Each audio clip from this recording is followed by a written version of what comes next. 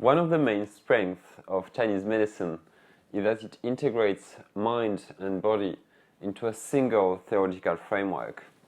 Let's take the example of the concept of dampness. So the concept of dampness can link bodily manifestations such as body heaviness, vaginal discharge, and sticky stools with psychological features such as mind fog and lack of motivation. And it can also explain the influence of climatic and psychological and social environments on these syndromes, such as humid weather, heavy food, stress, and lack of exercise. The integration of mind and body into a single theoretical framework provides us in Chinese medicine with a unique perspective on the introverted and extroverted personalities, which we are going to explore today.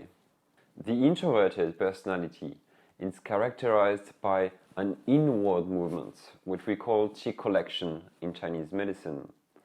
People with an introverted personality tend to stay alone and avoid social interactions with the groups. They also have a tendency for yin emotions, such as sadness, fear, and preoccupation, and tend to express their emotions less than other people.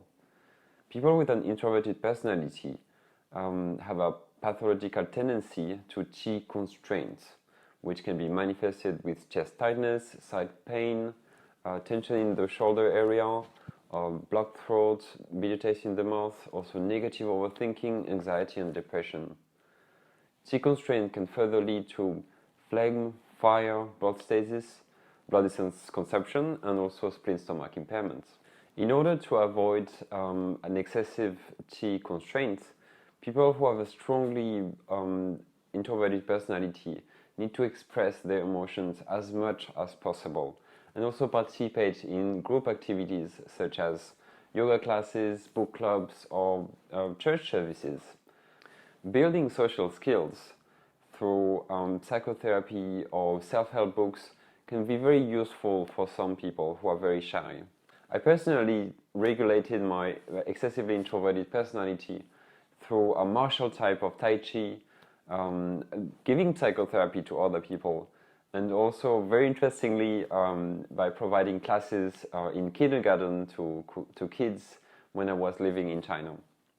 Exposure to sunny and open spaces, especially when there is blue colors and green colors around, and a diet that is very light but also rich in spices, can be very helpful to prevent buildup of qi constraints. When the buildup of pressure is too much, bloodletting, cupping, and gua sha can be very useful for releasing this buildup. The extroverted personality is characterized by outward movements, which in Chinese medicine we call qi dispersion.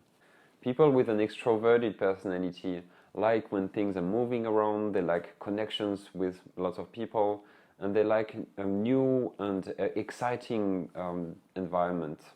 They have a tendency for young emotions, which include anger and joy, and they like to express their emotions more than other people.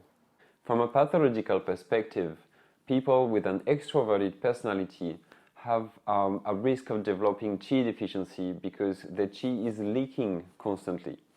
There is also a risk of developing fire, which can further consume qi and body fluids, or yin. In order to avoid qi consumption, people with strongly extroverted personality should avoid extravagant social activities such as parties. Coffee, alcohol, tobacco, spicy food, and also recreational drugs generally tend to disperse qi, and they should be avoided as well. Mind-body practices such as meditation can help to bring down the fire and consolidate the qi, keep the qi inside. So they can be very useful to collect, to avoid the qi and avoid qi dispersion. Finally, moxibustion in the lower abdomen can be very helpful to keep the qi inside and bring down the fire as well. In summary, introverted personality is characterized by qi collection and can develop into qi constraints, which can be prevented by qi dispersion methods. Extroverted personality is characterized by outward movement and can lead to qi dispersion, which can be prevented by using qi collection methods. I am Yoann Birling, a clinician, lecturer and researcher in Chinese medicine. Please feel free to like this video if you did and subscribe to our channel for more videos on health, psychology and Chinese medicine.